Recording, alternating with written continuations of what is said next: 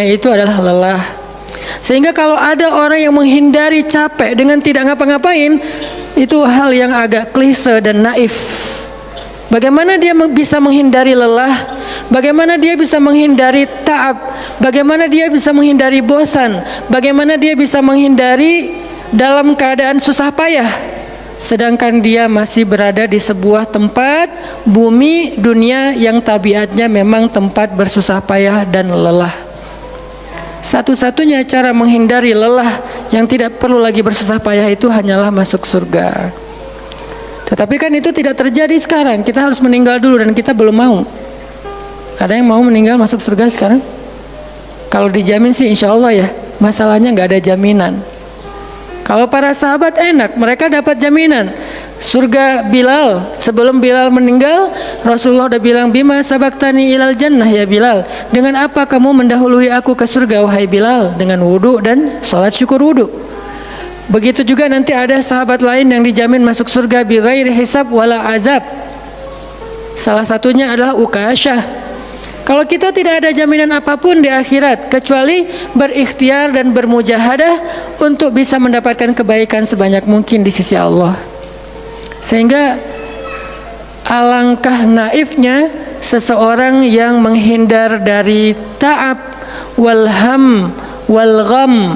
Dia berusaha menghindar dari lelah, menghindar dari susah payahnya kehidupan, menghindar dari beban-beban hidup. Itu nggak bisa dilakukan karena kita masih berada di dunia. Yang perlu kita sekarang coba pilih adalah kita mau lelah untuk hal yang sia-sia? Apakah kita mau lelah untuk hanya bersenda gurau? Apakah kita mau lelah hanya untuk hal yang tidak ngapa-ngapain? Atau justru lelah kita itu untuk sesuatu yang mudah-mudahan beribadah kepada Allah? Makanya disebut dengan lelahnya menjadi lillah. Karena dua-duanya lelah.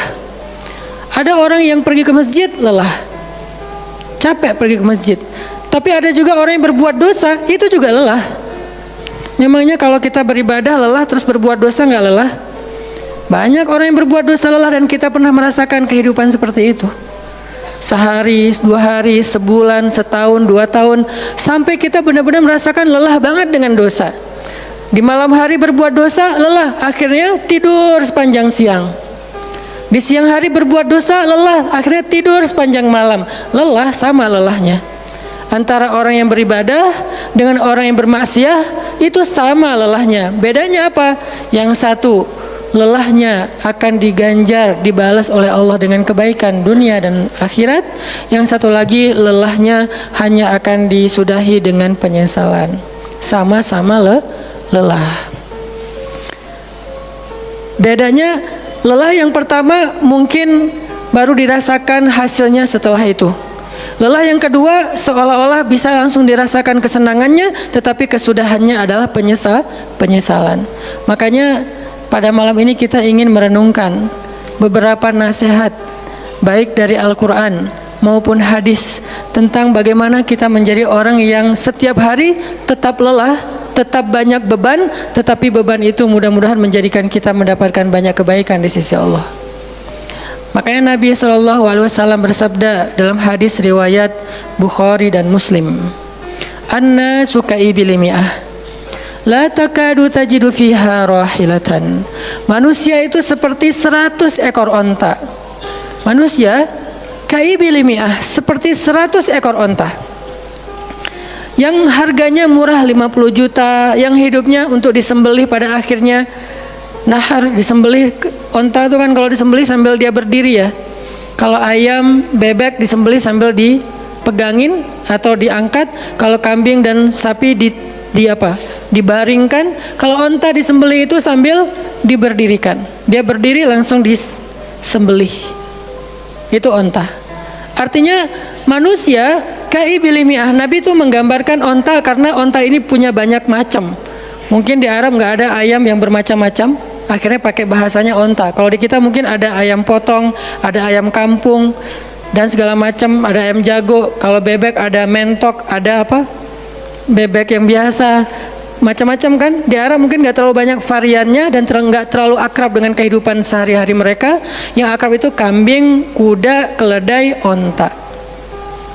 Akhirnya Nabi mengatakan an-nasu ka'ibili mi'ah. Nabi seolah-olah mengambil sebuah perumpamaan, dan perumpamaan ini bisa kita ganti dengan culture yang berbeda di setiap negara. Tetapi perumpamaan yang paling baik itu adalah onta. An-nasu ka'ibili mi'ah. Manusia itu seperti 100 ekor onta ibil, onta potong, yang hidupnya hanya untuk disembelih oleh tuannya, kemudian dagingnya dimakan atau dijual. Kenapa bisa begitu murahnya? Cuma 50 juta, 40 juta dan berakhir dengan disembelih? Karena onta ini hidupnya tidak istimewa. Dia hidup hanya untuk makan, minum, tidur dan berkembang biak. Cuman itu misi dari kehidupan dia. Makan, minum, tidur, berkembang biak. Udah itu doang. Setiap hari kerjanya makan aja. Lihat hewan ternak ngapain? Merumput aja setiap hari. Nggak ada hewan ternak yang tiba-tiba dia lagi ngapain? Lagi sholat. Nggak ada. Hewan ternak misalnya lagi ngebantuin tetangga. Nggak ada. Hewan ternak lagi menjenguk yang sakit. Nggak ada. Hewan ternak yang lagi menyelesaikan hajat saudaranya. Hewan ternak yang lagi dengerin curhat. Nggak ada. Kenapa? Karena tugas misi kehidupan mereka itu cuma diciptakan untuk makan, minum, tidur, berkembang biak. Udah. Ini namanya kalau diantara onta namanya ibil, yang hidupnya itu sesederhana itu. Nggak ada yang rumit, nggak ada yang terlalu berlebihan. Dan an-nasu, manusia secara umum mirip dengan ibil. An-nasu ka'ibili mi'ah. Jadi kalau kita bandingkan dari 100 orang itu hampir semuanya seperti ibil. Misi hidupnya itu hanya untuk dirinya. Gimana caranya biar bisa makan, gimana caranya biar bisa istirahat dengan nyenyak, tidur, gimana caranya biar punya keluarga, berkembang biak, punya keturunan, dan kemudian dengan keluarganya dia punya family time, kapan liburan, makan di rumah, jalan, segala macam. Cuman itu misi dari kehidupannya. Sehingga Nabi menyebut mereka yang misi kehidupannya hanya dirinya dan keluarganya, ka'ibili mi'ah, seperti 100 ekor onta. Kurang istimewa. Orang yang hidupnya hanya untuk dirinya dan keluarganya itu kurang istimewa, sehingga disebut dengan ibili mi'ah, 100 ekor onta. Tapi enggak hina, tidak rendah, tidak mungkin melenceng, sesat segala macam, enggak. Dia tetap tidak haram, tidak najis. Nabi tidak mengumpamakan manusia seperti seekor anjing, seperti seekor babi, enggak. Karena itu najis, haram dan seterusnya. Onta, makhluk yang hewan yang baik, cuman tidak istimewa. Di sini tidak ada judgement. Nabi itu orangnya nggak suka menjudge. Nabi nggak mengatakan manusia ini semuanya apa misalnya dengan kalimat celaan, keledai, enggak. Manusia ini apa misalnya hewan yang najis, enggak. Nabi mengatakan an-nasu ka'ibili mi'ah. Manusia itu seperti 100 ekor onta. La takadu tajidu fiha rahilatan. Hampir-hampir di dalam 100 ekor onta itu kamu nggak mendapati satu pun onta yang dikenal dengan nama rahilatan. Rahilah itu dari kata rihlah. Rihlah itu udah jadi bahasa Indonesia, rihlah. Kemudian di Inggris-Inggriskan jadi traveling, trip, segala macam. Rahilah dari kata rihlah. Apa itu rahilah?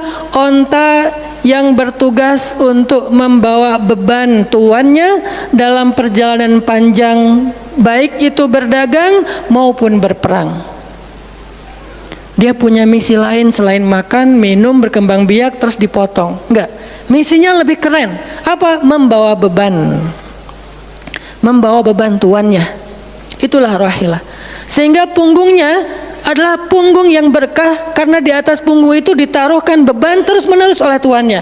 Berangkat bebannya apa, pulangnya beban apa. Karena orang dulu kalau berangkat berniaga, berdagang ke luar negeri, itu tuh bukan berangkat bawa beban, pulang nggak bawa apa-apa karena udah diuangkan, enggak. Mereka barter konsep perdagangannya. Kalau berangkatnya bawa kain, pulangnya nanti bawa karpet. Berangkatnya bawa gandum, pulangnya nanti bawa sutra misalnya.